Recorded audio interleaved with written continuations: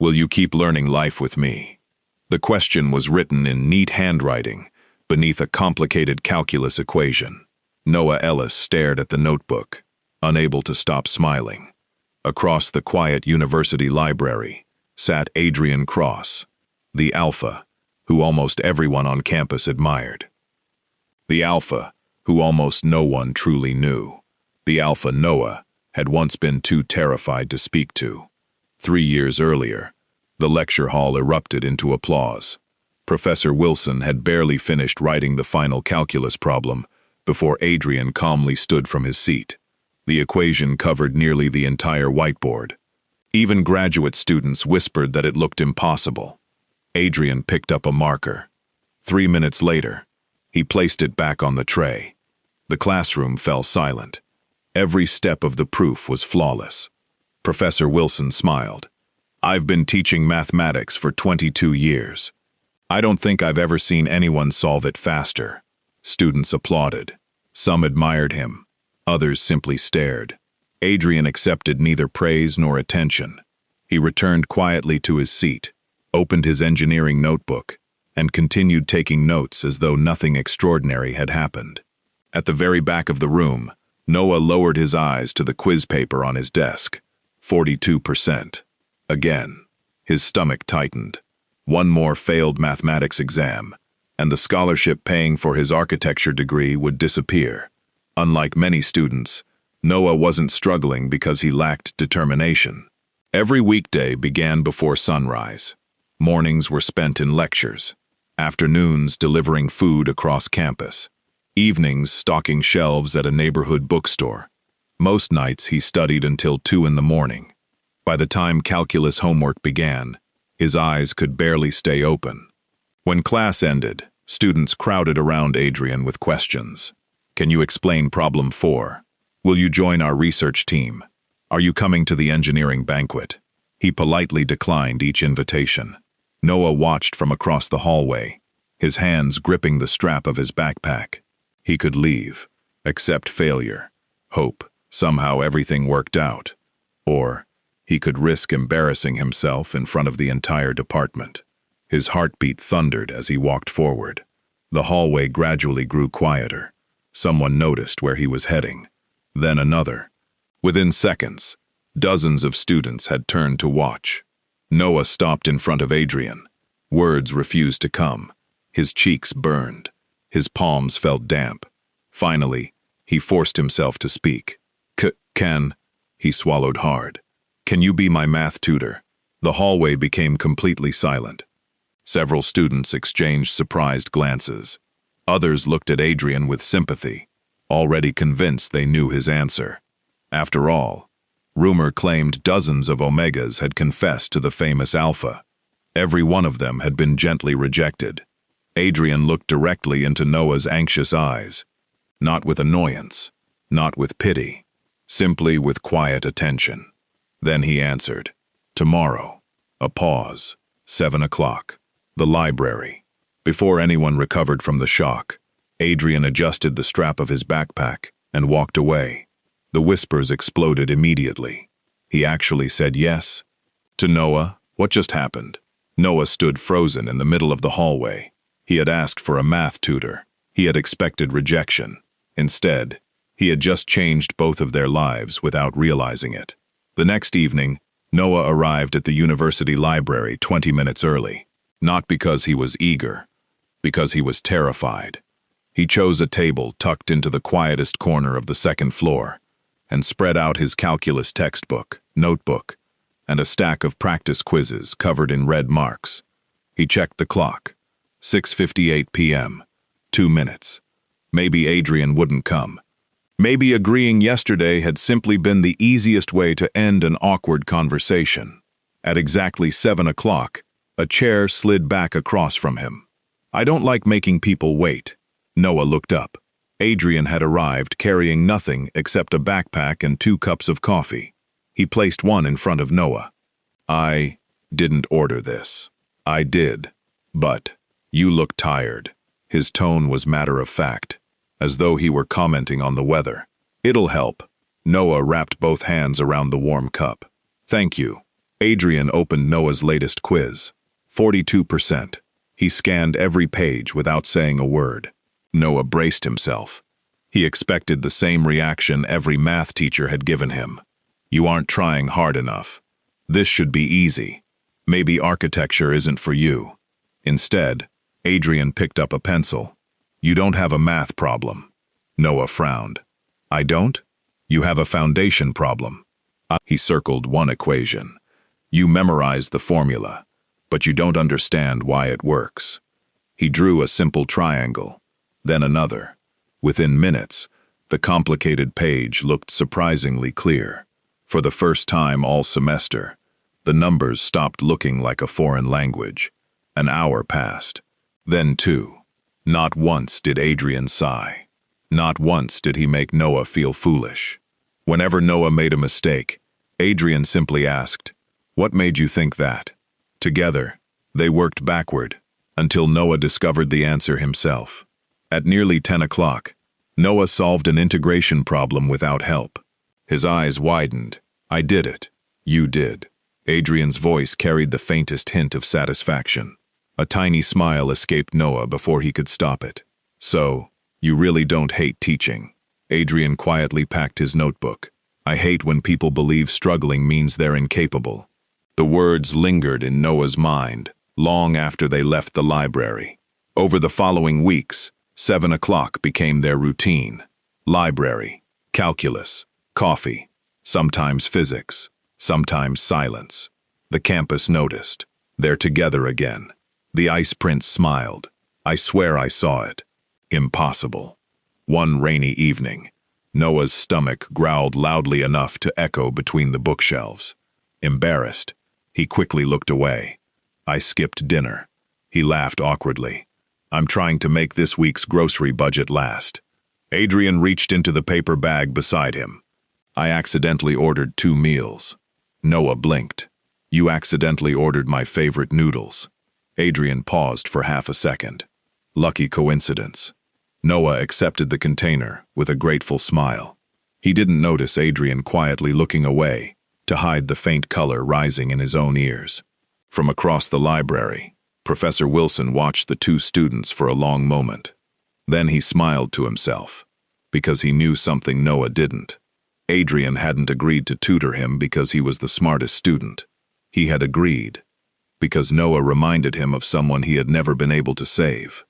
The morning midterm results were posted outside the mathematics department. Students crowded around the notice board, pushing and stretching to see their scores. Excited voices echoed through the hallway. I got an 88. I actually passed. Who's at the top this time? Noah hesitated at the edge of the crowd. His heart pounded so loudly, he could barely hear anything else. If he failed, his scholarship committee would be notified before the end of the week. He took a deep breath and stepped closer. His eyes searched the list. Architecture Department Ellis. Noah, 98% CAC. He blinked. Once, then again. 98. For several seconds, he simply stared at the number, convinced he had read someone else's name. You beat me. Noah turned in surprise. His classmate Mia laughed. I got 94. You're officially the math genius now. He couldn't help smiling.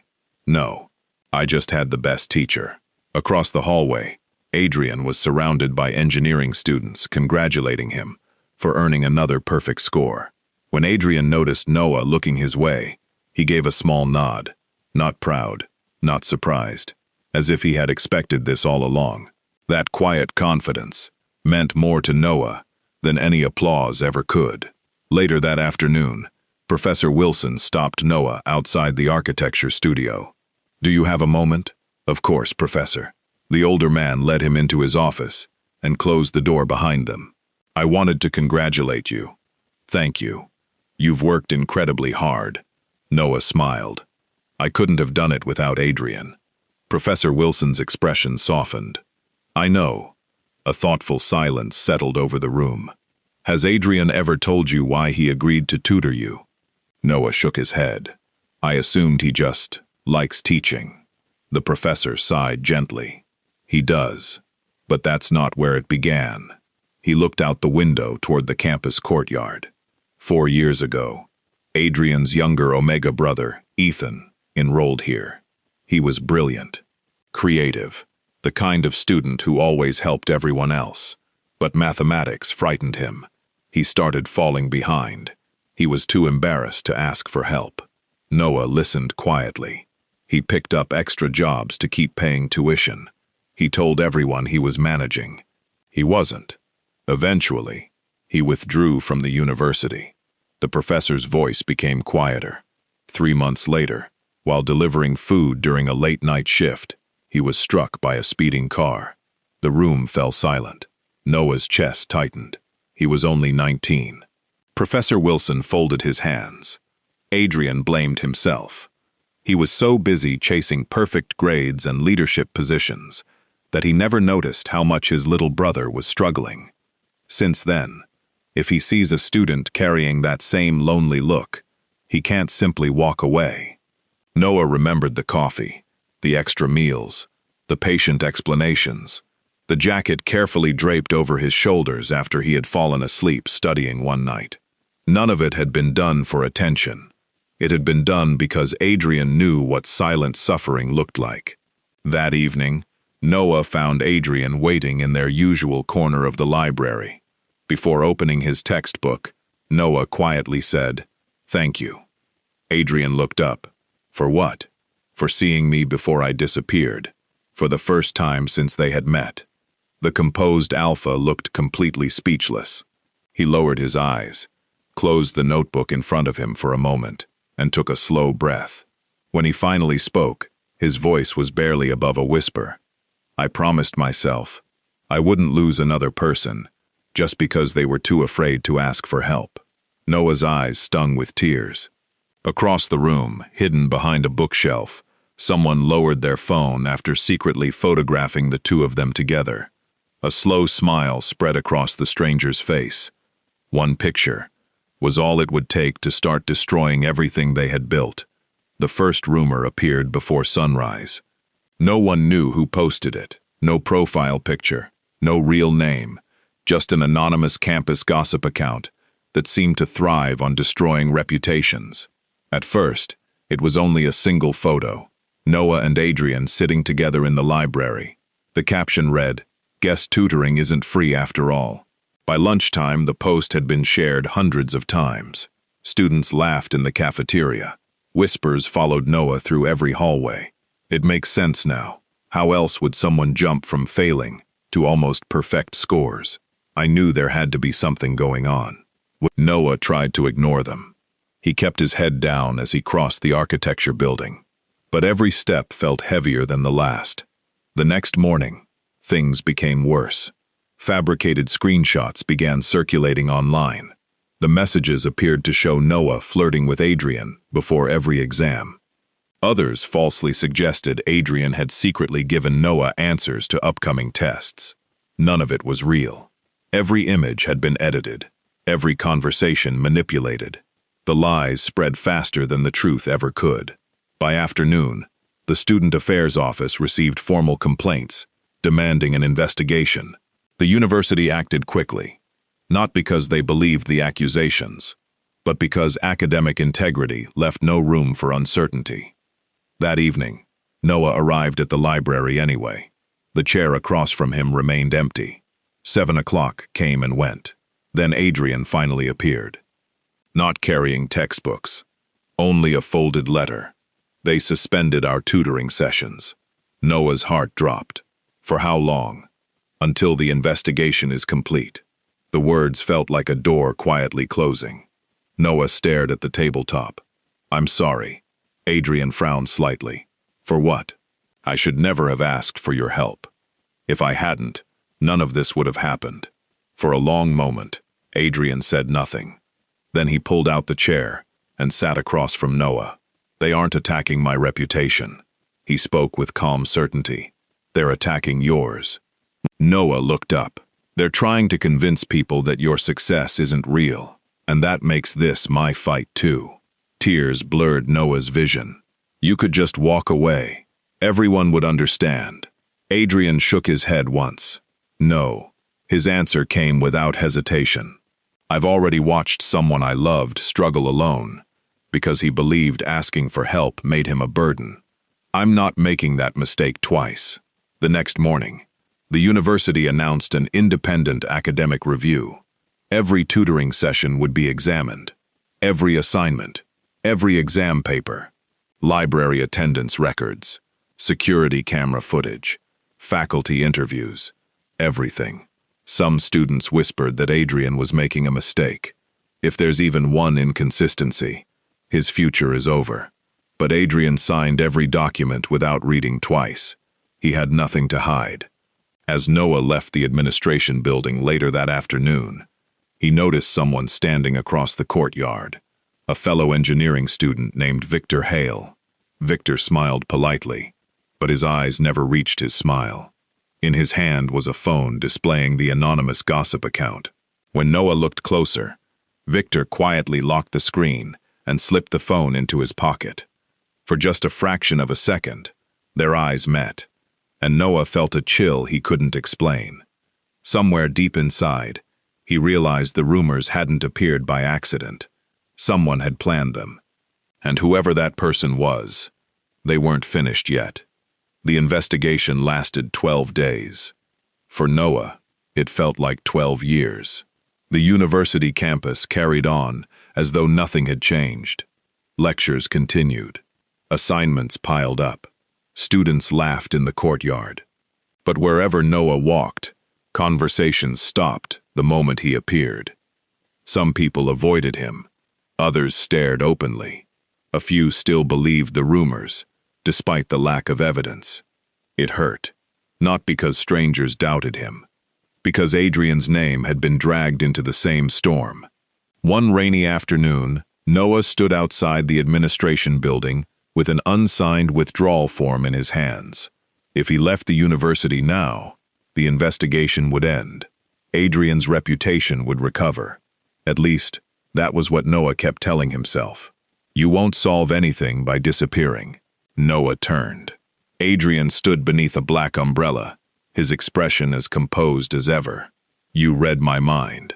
I read the form in your hand. Noah looked down. I can't keep ruining your life. Adrian took the paper gently and folded it in half. Then, without a word, he tore it into pieces. The scraps drifted into the nearby trash bin. Listen to me carefully. His voice was quiet. But don't interrupt. Noah nodded. You earned every grade. You attended every tutoring session. You solved every exam yourself. You have nothing to apologize for. He paused. If you walk away now, you're telling everyone the lie was stronger than the truth. For the first time since the accusations began, Noah felt the crushing weight on his chest become just a little lighter. 3 days later, the university released its official findings. Students packed the main auditorium. Faculty members lined the stage. The dean stepped to the podium. The investigation into allegations of academic misconduct involving Mr. Adrian Cross and Mr. Noah Ellis has concluded. The room fell silent. We reviewed library security recordings, attendance logs, tutoring schedules, assignment drafts, email correspondence, and independent examinations prepared under faculty supervision. He looked around the auditorium before continuing. We found no evidence of cheating, no evidence of favoritism, no evidence that Mr. Cross had any influence over Mr. Ellis's examination results. Instead, the investigation confirms that Mr. Ellis achieved his grades through his own effort and legitimate academic improvement. A wave of murmurs swept through the room. The dean raised one final document. We also identified the source of the anonymous accusations. Every eye turned toward the front row. Mr. Victor Hale. Victor slowly stood. His face had gone pale. The investigation uncovered edited screenshots, fabricated messages, and evidence that Mr. Hale operated the anonymous account responsible for spreading false allegations. Gasps echoed across the hall. But that is not all. The dean's voice hardened. During the investigation, we also discovered that Mr. Hale had been selling stolen examination papers to multiple students over the past 2 academic years. The auditorium erupted. Victor lowered his head, not because he had been defeated by Adrian, but because the truth had uncovered everything he had spent years hiding. His academic enrollment was immediately terminated, and the case was referred to the appropriate authorities for further investigation. As students slowly left the auditorium, Noah turned to Adrian. "It's over." Adrian gave a small nod. "No." Noah frowned. "No?" Adrian smiled. A genuine smile that reached his eyes. "It's the beginning." Before Noah could ask what he meant, his phone vibrated. A new email had arrived. "Congratulations.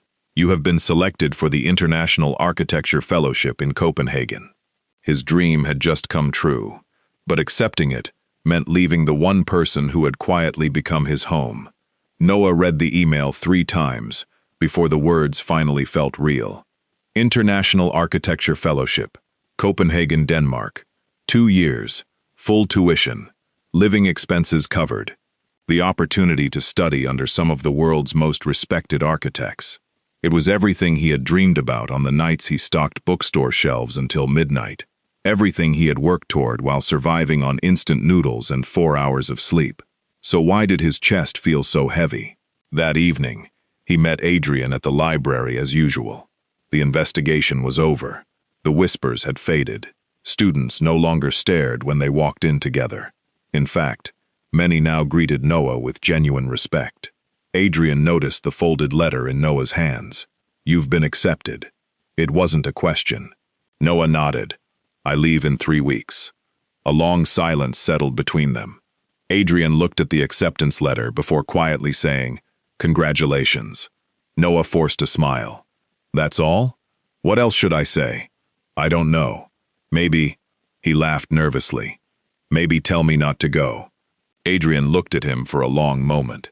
Then he closed the calculus textbook between them.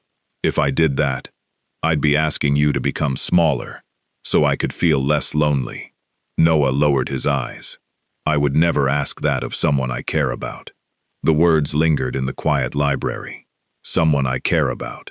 Not friend, not student, not anything else. Just enough to make Noah's heart race. The days that followed passed far too quickly. Noah began preparing travel documents, meeting with fellowship coordinators, and saying goodbye to professors who had supported him. Professor Wilson smiled proudly when Noah shared the news. "You came here afraid of one math exam. Now you're crossing the world because you believed in yourself." "No," Noah replied softly, "because someone believed in me first."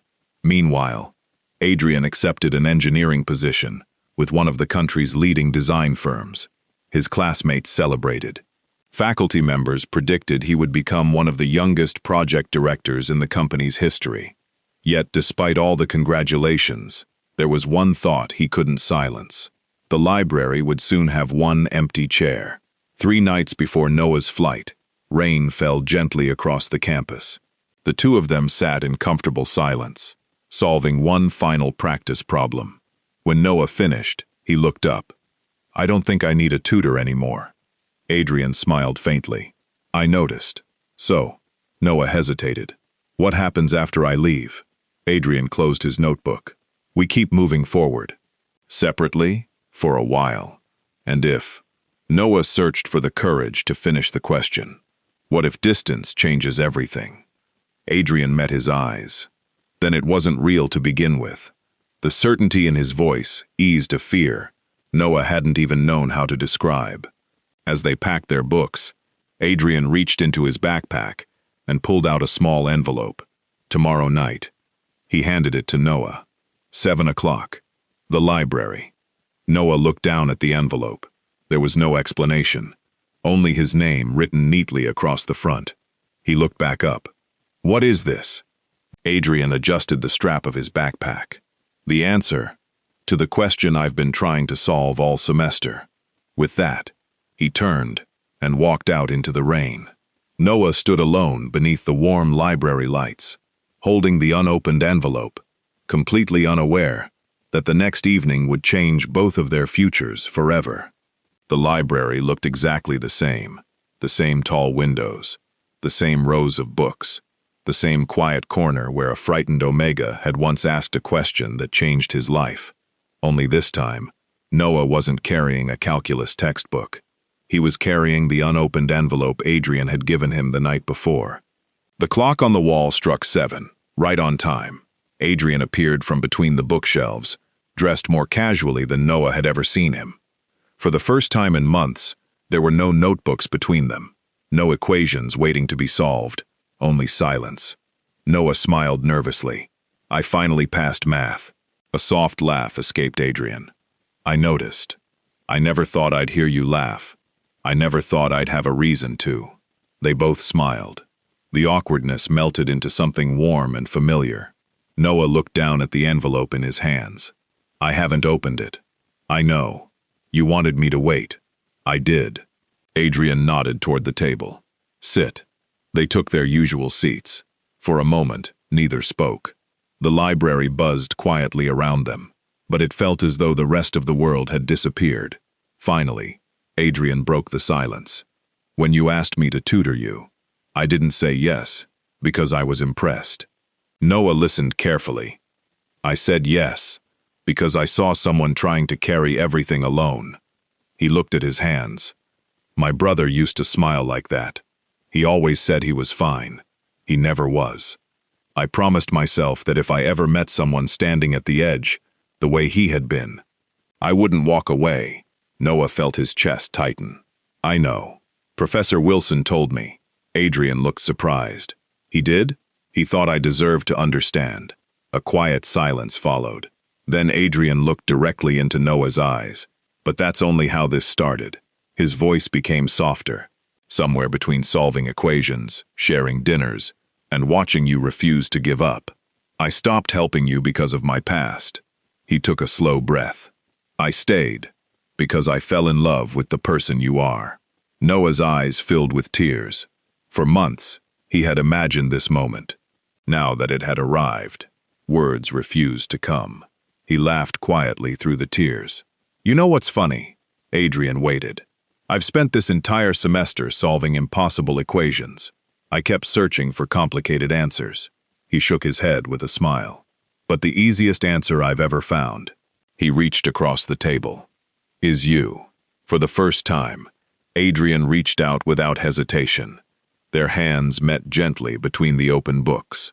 No dramatic applause, no audience, just two hearts finally saying what neither had dared to admit. After a long moment, Adrian nodded toward the envelope. "You should open it now." Noah carefully broke the seal.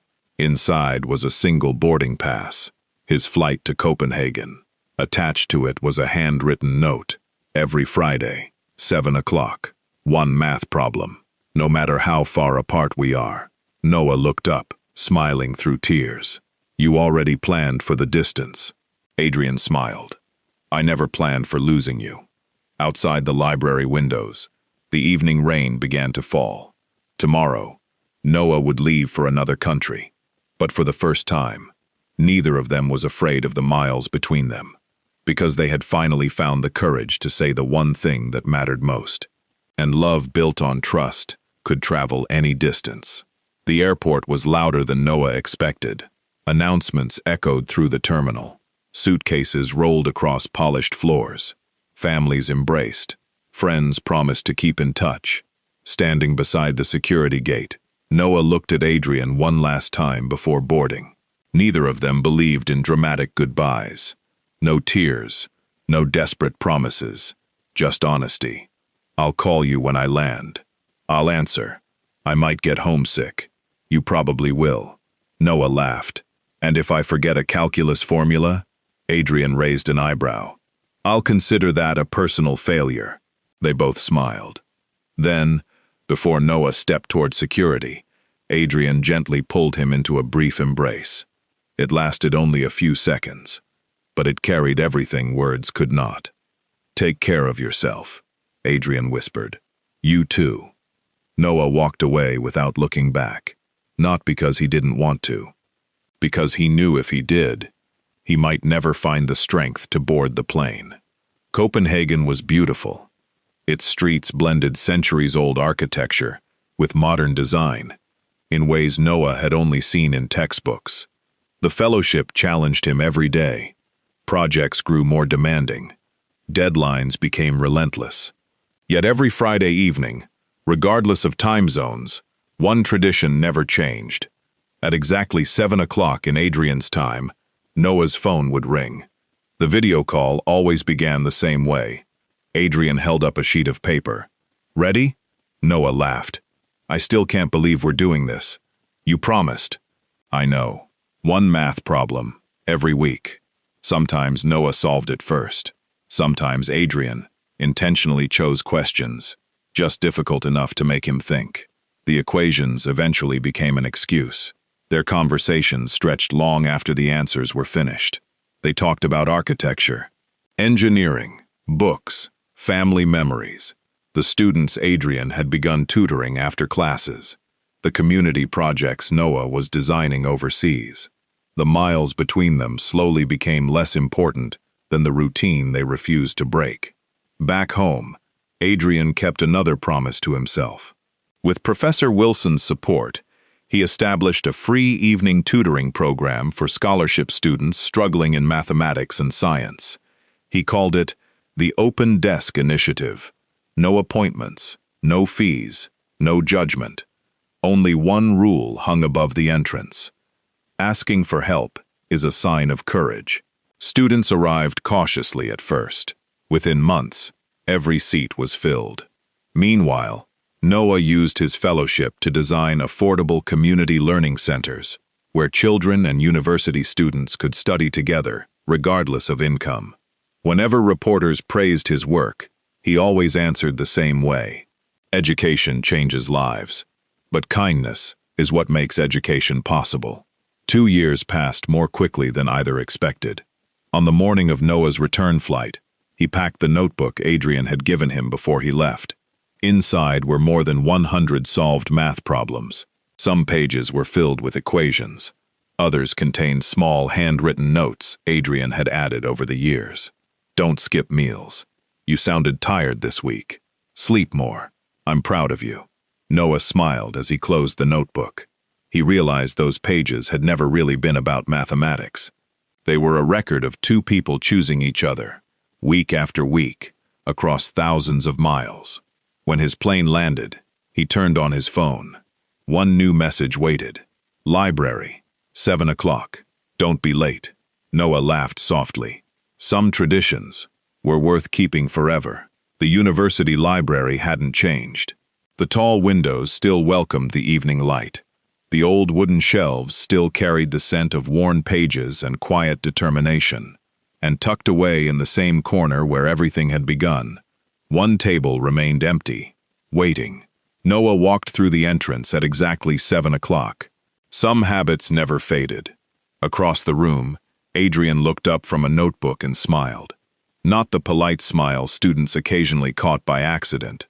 Not the reserved smile Noah had slowly earned during late-night tutoring sessions. This one was effortless. It belonged only to Noah. "You made it," Adrian said. "I learned from the best." Adrian chuckled. "Punctuality wasn't one of the subjects I taught. It didn't have to be." Noah pulled out the chair across from him. It was included in every lesson. For a moment, neither of them spoke. The silence wasn't awkward. It felt like coming home. Adrian reached into his backpack and carefully placed an old notebook on the table. The cover was worn from years of use. Noah immediately recognized it. The first notebook. Adrian nodded. "I've carried it with me ever since the day you asked me a question in the hallway." Noah opened it slowly. On the first page was the impossible calculus problem Professor Wilson had written on the board the day they met. Every line was exactly as Noah remembered. Beneath the completed solution, however, Adrian had added one final sentence in his careful handwriting. "Will you keep learning life with me?" Noah laughed through the tears gathering in his eyes. "You really turned a math notebook into a proposal. I thought it was appropriate."